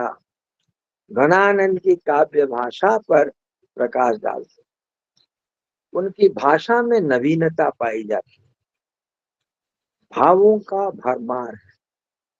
उनकी भाषा ब्रज भाषा है। ब्रज भाषा का सबसे स्वच्छ और मिश्रित प्रभावपूर्ण रूप का प्रयोग रसखान ने किया है और घनानंद ने किया है। घनानंद की भाषा में लाक्षणिक वैचित्र्य है, व्यंजना का सौंदर्य है, और जो रसखान की अपेक्षा अधिक घनानंद ने किया है। इसलिए घनानंद की भाषा में माधुर्य है जो अप्रतिम है। उनकी भाषाओं में, रचनाओं में क्लिष्ट शब्द, कर्ण कटु शब्द का प्रयोग नहीं है। जीवन के व्यंजक शब्दों का प्रयोग उन्होंने किया है। ठीक है।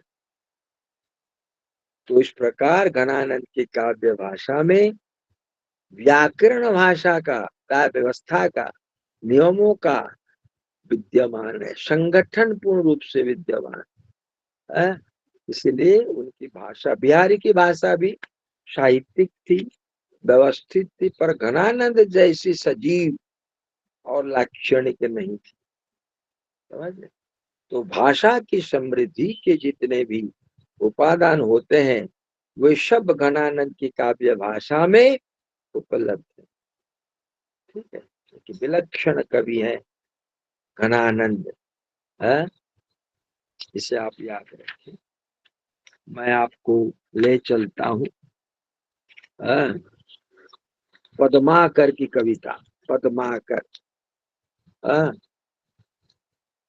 पद्माकर का भी श्रृंगार वर्णन है, वियोग वर्णन है, प्राकृतिक वर्णन है। पद्माकर एक प्रमुख कवि हैं रीतिकाल के, श्रृंगार की विशेषताओं पर उन्होंने प्रकाश डाला है।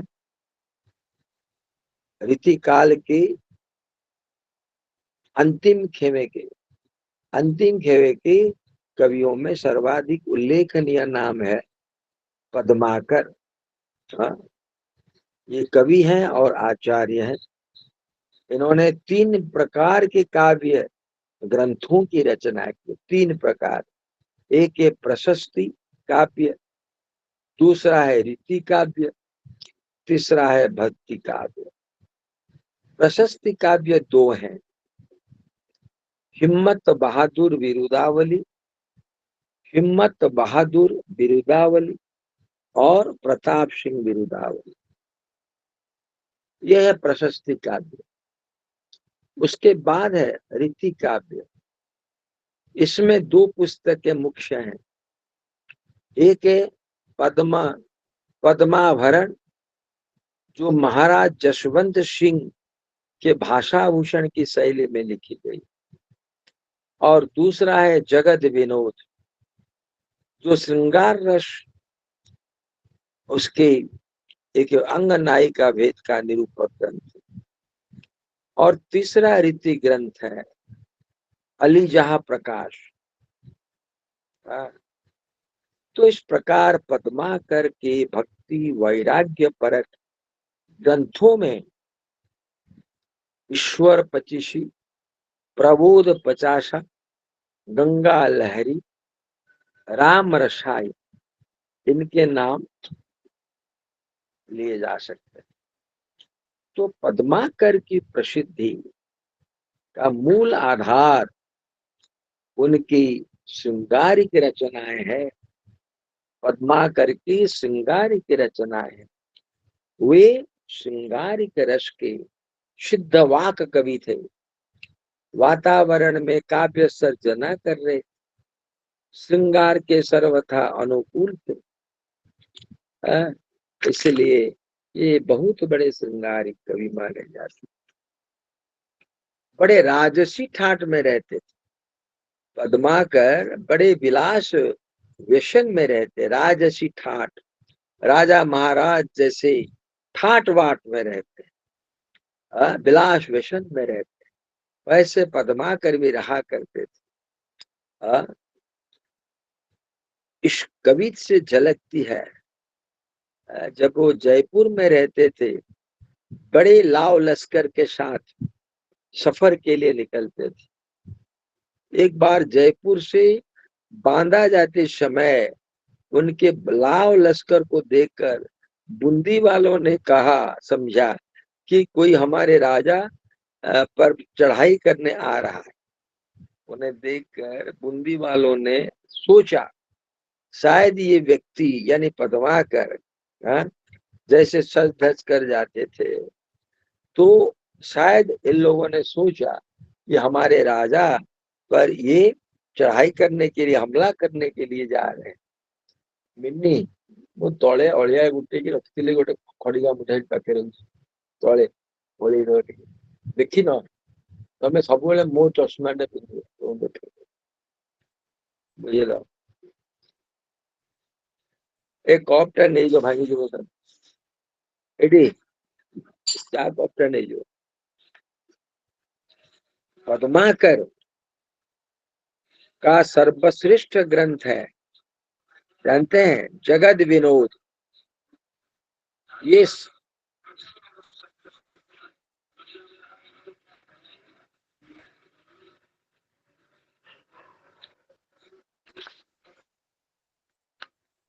जगद विनोद श्रृंगार का संदर्भ ग्रंथ है। यद्यपि उसमें अन्य रसों के उदाहरण हैं, फिर भी कवि ने इसके आरंभ में ही घोषणा की, नवरस में श्रृंगार रस सीरे कहत सब कोई, सुरस नायिका नायका ही आलम्बित हवे होई।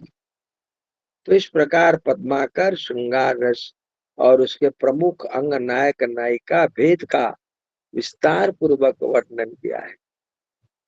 पद्माकर जयपुर के राजा महाराजा जो जगत सिंह थे, उनके दरबार में बहुत दिनों तक थे और उन्हीं के नाम पर उनका अपना प्रसिद्ध ग्रंथ जो है वह जगत विनोद है। जगत विनोद जो है ग्रंथ,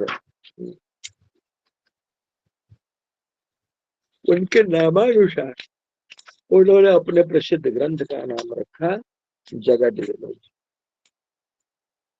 अच्छा, श्रृंगार वर्णन, पद्माकर का श्रृंगार वर्णन।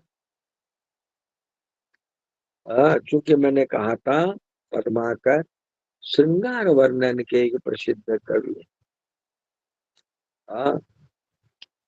हाल रचित जो प्राकृत रचना है गाथा सप्तशती, गाथा सप्तशती भी उनकी रचना है और ऋतिक काव्य पर उनके श्रृंगारिक काव्य परंपरा का जबरदस्त प्रभाव पड़ा है और इससे प्रभावित हुए केशव बिहारी प्रभावित होकर श्रृंगार का स्वरूप को भी वर्णन किया है। बी हंसी बुलाई बिलो की उत्तर प्रौढ़तिया रस भूमि उषकी पसीजती भूत को पिय चुम्य मुख चूमी। तो नायिका बालक का मुख इसलिए चूमती है क्योंकि प्रियतम ने उसे चूमा है, क्योंकि प्रियतम ने बच्चे का मुख चूमा है, इसलिए नायिका चूमती है। यहाँ वात्सल्य भाव सर पर पांव रख कर भाग गया है। पद्माकर की श्रृंगार भावना ऐसी स्थूल नहीं है। बिहारी की तरह श्रृंगार के गणित चित्रण के सत्य पर वात्सल्य प्रेम का तिरस्कार उन्होंने नहीं किया। तो उन्होंने रति विपरीत आदि के चित्र अवश्य किया है, लिया है, लेकिन इस यहाँ नायिका भेद के सिलसिले में काव्य परंपरा का पालन हुआ है। उसके बाद श्रृंगार के जो संयोग और उपयोग दो पक्ष है, संयोग पक्ष जो है उसमें बताया गया है। तो श्रृंगार वर्णन के संयोग पक्ष के संदर्भ में पद्माकर का ध्यान भाव वर्णन की अपेक्षा वस्तु वर्णन पर अधिक है। चित्र धर्मिता उनके काव्य की सबसे बड़ी विशेषता है, चित्र धर्मिता। और वे बिहारी के बाद रीतिकाल के सबसे बड़े शब्द चित्रकार, उनके द्वारा इसको नहीं कहते हैं, कहीं कहीं लगता है पद्माकर के हाथ में सचमुच कलम नहीं तुलिका ही, जो भावना के हर मोड़ को चित्रों में बांधती चलती।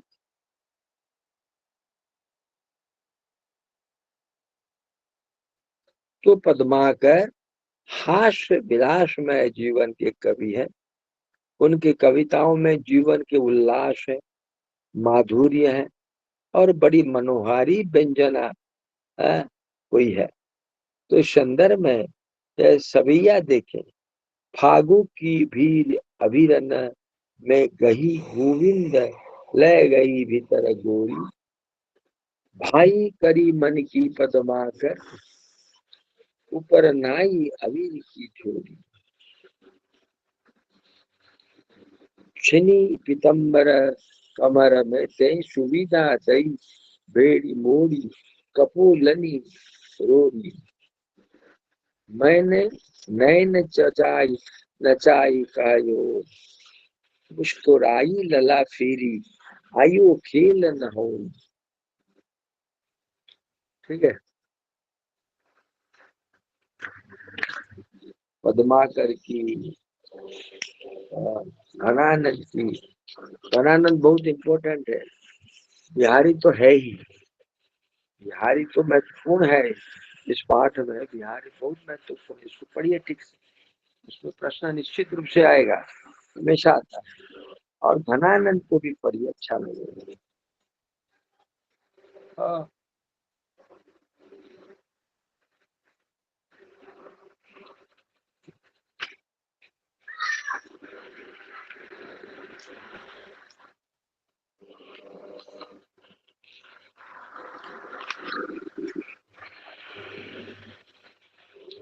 अब प्राकृतिक वर्णन पर चलते हैं। शुभ शीतल मंद सुगंध, कौन सी पानी पड़ जाऊ छी? धीरे जा मामा, पड़ी जीवु, आहिस्ते जाओ, धीरे धीरे। तो ये जो प्राकृतिक वर्णन से पहले जो वियोग प्रेम शुभ जो वियोग हुआ था, घर सुना हो गया था, उदासी छाई गई थी, उस उदासी परिवर्तन का कारण एक प्रकार की तीव्र वेदना है। शुभ शीतल मंद सुगंध समीर, कछु कच्छल छंद से है गए हैं, पदमा कर चांद जो चंद होके, कछु और ही दौर चय गए हैं, मन मोहन सु बिछुरे इस ही गति, मन मोहन सु सौ बिछुरे ई सही बनी कहे, न अवे दीन है गए, सखी वे हम तुम वे, बने पे कछु के कछु मन हवे। तो श्रृंगार के बाद, योग के बाद प्राकृतिक वर्णन पर पद्माकर विचार करते। तो श्रृंगार प्रकरण में बुद्धिपन के रूप में पद्माकर ने षड ऋतु का वर्णन किया है। षड ऋतु यानी षट ऋतुओं का वर्णन किया। यहाँ प्रकृति साध्य नहीं है, ये साधन है। तो पद्माकर मानव सौंदर्य की चित्रे कलाकार थे। प्रकृति की सम्मोहकता पर वे रीझ उठे और उनका प्रकृति चित्रण अधिकतर वर्णात्मक है, उसमें संश्लिष्ट दृश्य योजना का अभाव भी है। उदाहरण सुनिए, वही फूलन में केली में, सहारन में, गुंजन में, चारिन में, कलिन कलिन है, कहे पद्माकर परागन में कौन हूँ, मैं पानन में पीक में पलाशन पंगत, द्वार में दिशान में दूनी में, देश दिशेन में देखो विपन में दीपत दिगंत है, वेद विचिन में ब्रज में नवेलीन में बेरीन में, बनन में बागन में बगरी बसंत है। तो इस प्रकार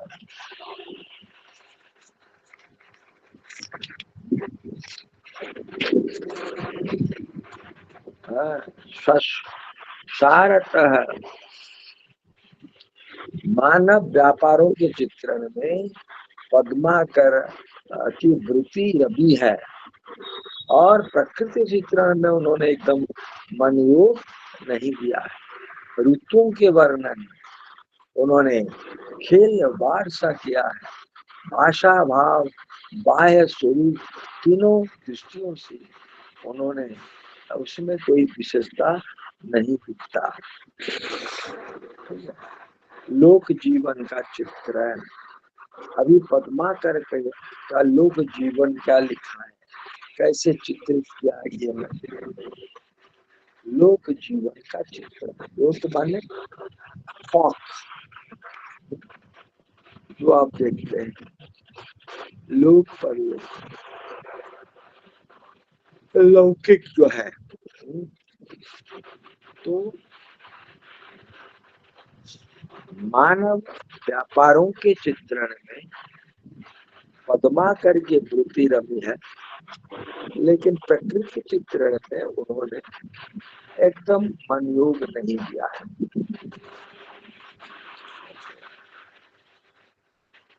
ऋतुओं के वर्णन में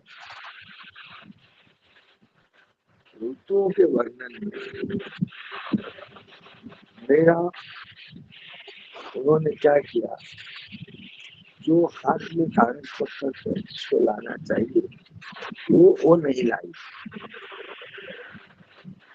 उसने सोचा कि आज परीक्षा खत्म हो, परीक्षा कैसे खत्म हो,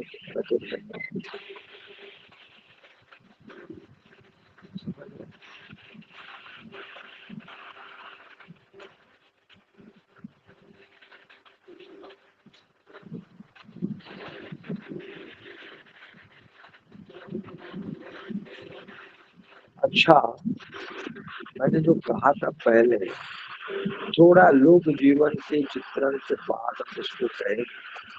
जो बात बताई गई पहले वो बात फिर से काव्य शिल्प में आ गई।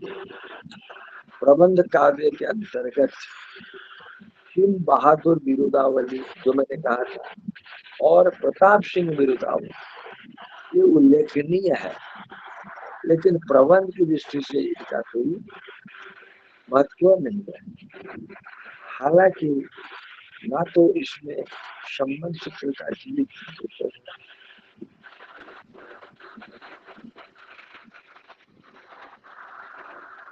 क्योंकि न तो इसमें संबंध सूत्र का उचित होता है और न समय स्थलों की।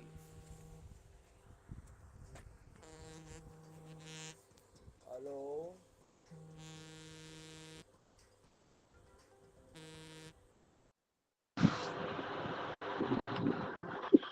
हेलो, अरे आप सुन पाते हैं? हेलो जी जी सर, आवाज आ रही है। जी सर, आवाज अभी आ रही है, इसके पहले नहीं आ रही थी आवाज, अब आ रही है।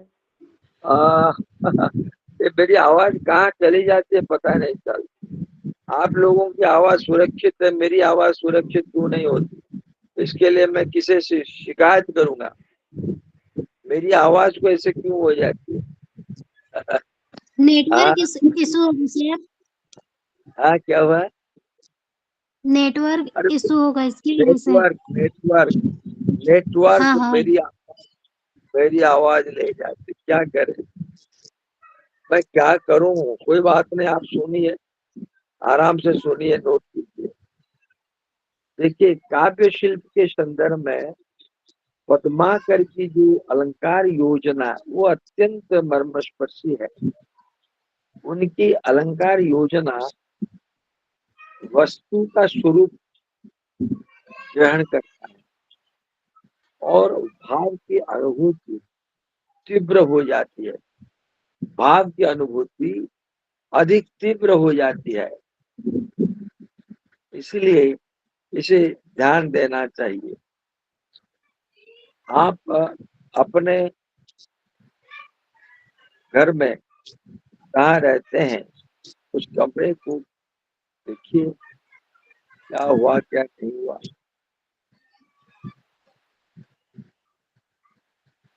हाँ,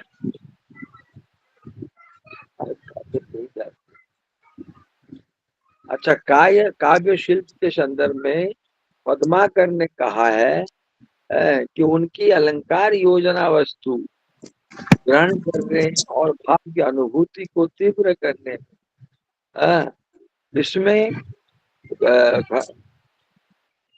इसमें पद्माकर ने प्राय साम्य मूलक अलंकारों, उपमा, रूपक, उपेक्षा आदि का भी उपयोग किया है,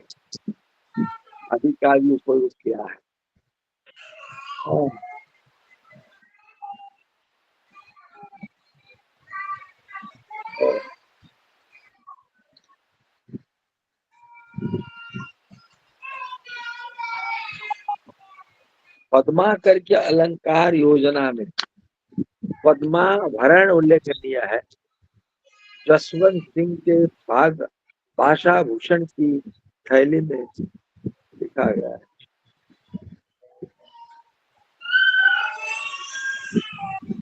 क्या आवाज आती है? हेलो, अरे क्या आवाज आती है बच्चों की? बच्चे खेलते हैं क्या? हाँ,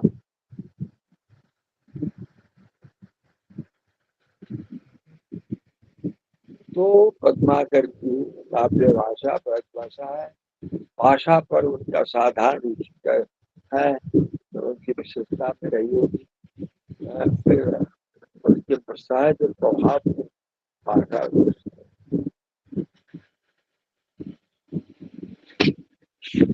ओके, खत्म हो गया। ये जो ब्लॉक है हिंदी काव्य, ब्लॉक को हिंदी काव्य, हिंदी काव्य के सारे क्या खत्म हो गए। ठीक है, आप सक्रिय कार्यों को वन साइड में और बढ़िया कॉपी बनाकर और उसका जो हैंड राइटिंग है। हाँ, क्या हुआ? हेलो, अभी आदमी काव्य है, भक्ति काव्य, भक्ति काव्य।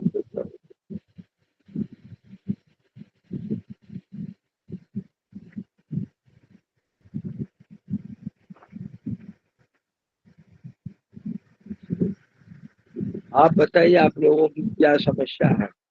अभी पाठ खत्म हो गया है, आपकी क्या समस्या होती है? पढ़ने लिखने में क्या समस्या है बताइए।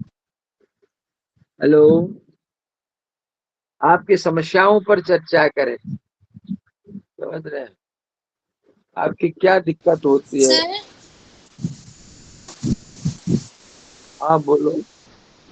सर जब कविताओं का लाइन दे दिया जाता है एग्जाम में, तो उसको पहचानने में हाँ, दिक्कत होती है कि किस कविता से है। वो दिक्कत होगी ही जब आप टेक्स्ट नहीं पढ़ती है पूरा। पूरा का पूरा अगर आप टेक्स्ट पढ़ेंगी तो आपको सर वो तो आसान होगा। पढ़ते हैं। पंक्तियां ढूंढ सकते हैं, आपको मालूम हो सकता है ये पंक्तियां कबीर की है, बिहारी की है या घनानंद की है, वो जान सकते हैं। क्योंकि आप टेक्स्ट नहीं पढ़ती है तो आपको मालूम, आप भी नहीं मैं भी नहीं। जिन पंक्तियों को मैं जानता हूँ, कभी कभार मैंने पढ़ा है। अभी ग्रंथ केवल ये संभव है ग्रंथावली से।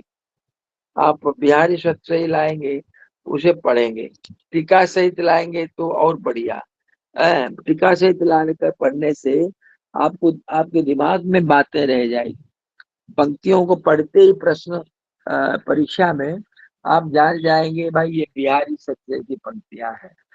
समझ गए? सर जिस हिसाब ये से इग्नू 6 महीने के बाद ही बुक देती है, तो उस हिसाब से एग्जाम हाँ, की तैयारी के लिए पूरा पढ़ना तो संभव नहीं है।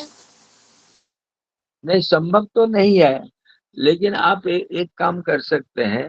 मैं बोल देता हूँ, आप क्या करेंगे, कम से कम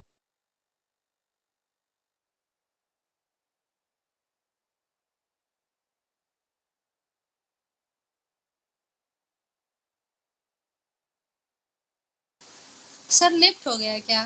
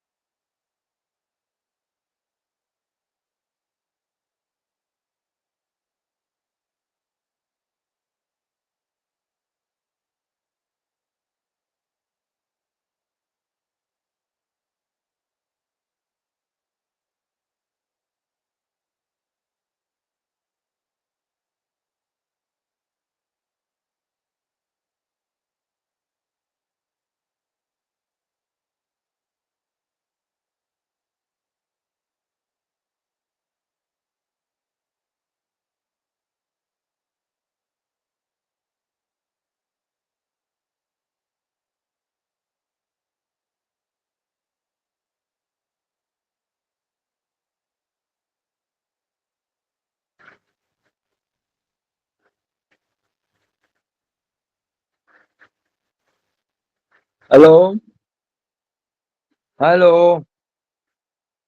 हाँ सर, हेलो। आप लिफ्ट हो जी गए सर। थे। हाँ, ये जो कविता पर जो प्रश्न, व्याख्यात्मक जो प्रश्न पर आप पूछ रहे थे, कोई पूछ रहा था व्याख्यात्मक प्रश्न पर कि आपको कैसे जी मालूम सर, होगा मैं पूछ रही थी।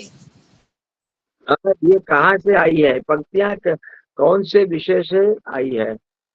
ये संभव तब है जब आप लाइन बाय लाइन पढ़ेंगे, बार बार पढ़ेंगे, एक एक ग्रंथावली को 5 बार देखेंगे, पढ़ेंगे, तब आप जान पाएंगे कहाँ से ये आया है, कहाँ से नहीं।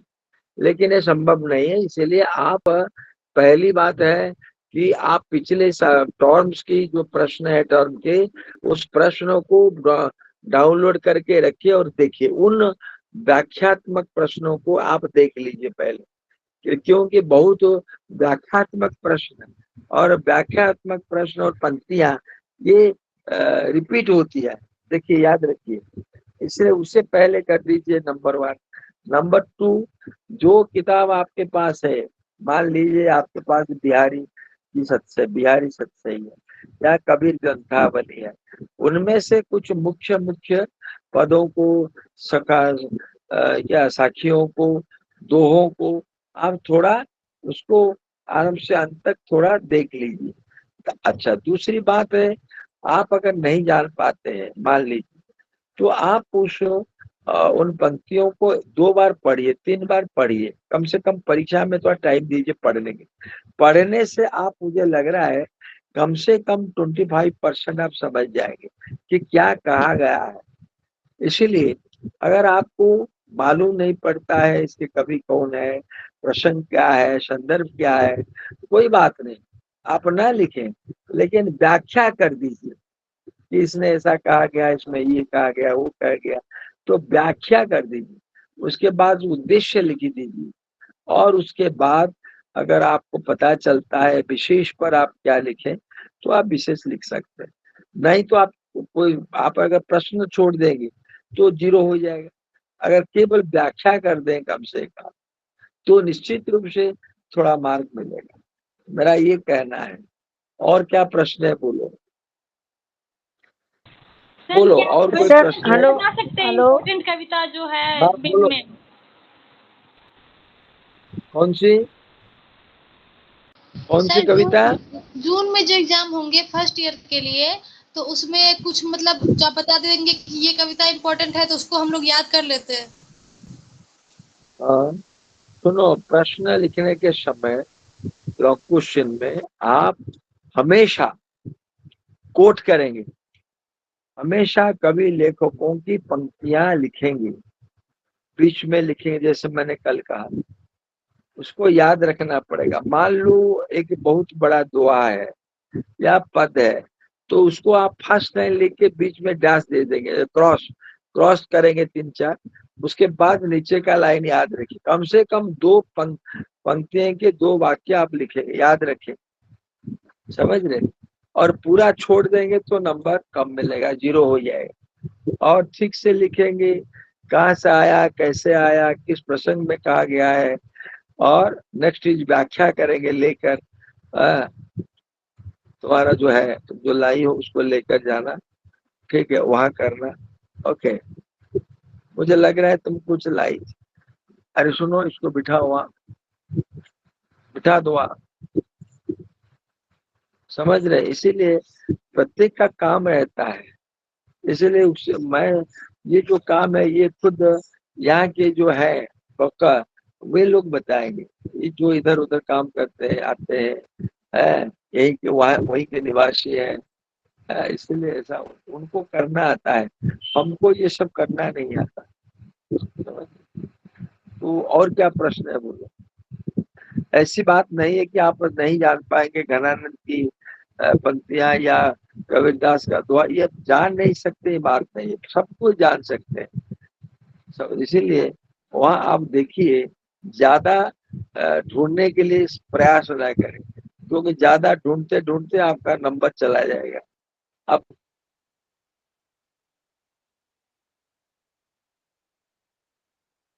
कुछ लिख नहीं पाएंगे। इसलिए आप थोड़ा रिश्ता रख के आप बोलिए।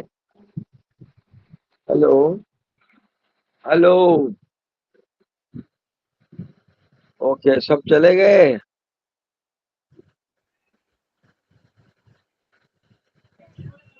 जी साहब सुन पा रहे हैं अभी।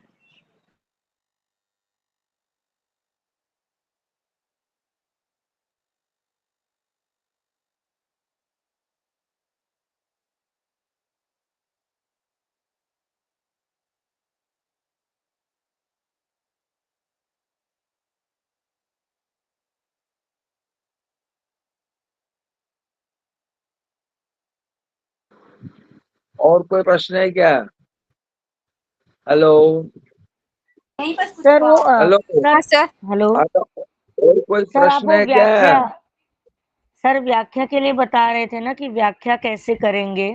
एक बार फिर से व्याख्या बता में दीजिए सर, अगर मैं लेफ्ट हो गई व्याख्या थी। में व्याख्या में प्रथम आप लिखेंगे वो पद कहाँ से आया है, प्रसंग जो है, उनके कवि कौन है, कवि परिचय देंगे। कवि परिचय में 4-5 बातें लिखेंगे, ज्यादा नहीं। कवि किस युग के कवि हैं, भक्ति युग या रीति युग या आदिकाल के कवि हैं, और उस कवि को क्या क्या पुरस्कार मिले हैं, क्या कवि हिंदी साहित्य अकादमी का पुरस्कार मिला है, या मूर्तिमंत परिषद क्या महत्वपूर्ण पुरस्कार क्या मिले हैं, उनकी कौन सी कृति के लिए उनको पुरस्कार मिला है, ये याद रखना जरूरी, ज्यादा नहीं। 5-6 बातें। अगर जन्म मृत्यु याद है तो लिख सकते हैं, नहीं तो ना लिखें। लेकिन किस युग के कवि थे, किस प्रकार के कवि थे, किस प्रकार के कवि थे, ये लिखना जरूरी है। कबीरदास, सूरदास, तुलसीदास, बिहारी, घनानंद, इनको बढ़िया से पढ़ लीजिए, जितना मैं पढ़ा चुका हूँ। ओके, और क्या प्रश्न है, बोलो। Any other question from my student side? और क्या पूछना चाहते हैं, पूछिए, बोलिए मत, पूछिए। है क्या? हेलो, अगर है तो आप पूछ सकते हैं मुझे थ्रू मोबाइल, पूछ सकते हैं। ओके। सर फर्स्ट ईयर में मैं नीर बड़ी दुख की बदली से आ सकता है? फर्स्ट ईयर में क्या हुआ? क्या हुआ फर्स्ट ईयर में, बोलो। Sir hello. फर्स्ट ईयर के लिए मैं नीर भरी दुख की बदली इससे आ सकता है व्याख्या करने के लिए? हाँ हाँ हाँ, इम्पोर्टेंट है। मैं निर्भर की दुख, बहुत इम्पोर्टेंट है।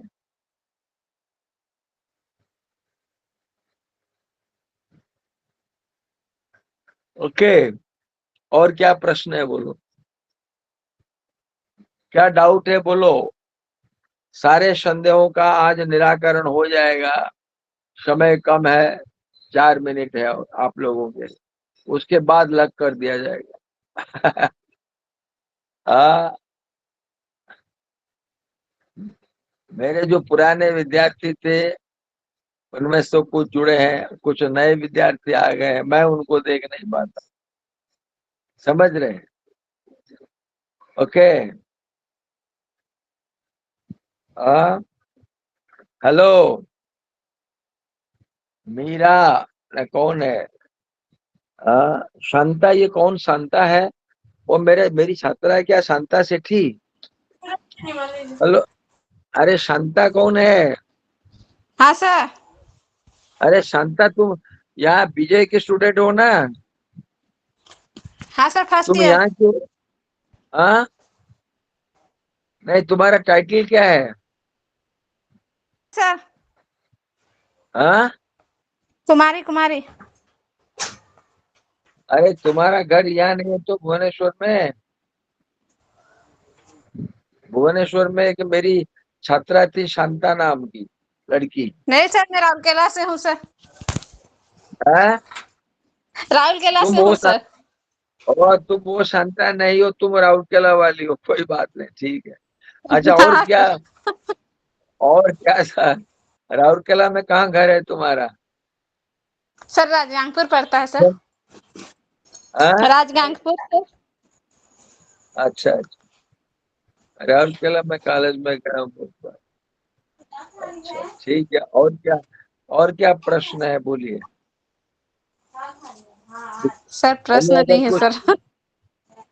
हाँ आप व्हाट्सएप में लिख लीजिए जो डाउट है, और क्या कुछ पूछना है, ओके सर। और क्या ओके सर। चाहिए बोलिए। है? अब आज मैं गया था एक व्रतोपनयन कार्य में, मेरा भांजा जो है उसके बेटे का था, और क्लास है, मैं कैसे ड्राइवर को बोला जल्दी जल्दी चलो, मुझे वहां पहुंचाओ घर में 4 बजे। क्या करें, सबका काम करना पड़ता है, जगन्नाथ जी केवल शाह है और कोई नहीं। ओके, अमिता कहाँ गई, अमिता? आ,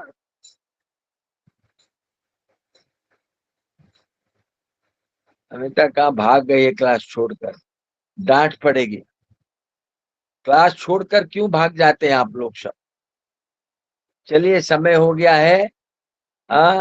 आप लोग खुश रहिए, स्वस्थ रहिए, फिर मिलते हैं बात प्रणाम सर। जब बहुत बहुत धन्यवाद सभी को, बहुत बहुत धन्यवाद सर। आशीर्वाद, शुभ, ढेर सारे आशीर्वाद, ढेर धन्यवाद सारी सर। शुभकामनाएं।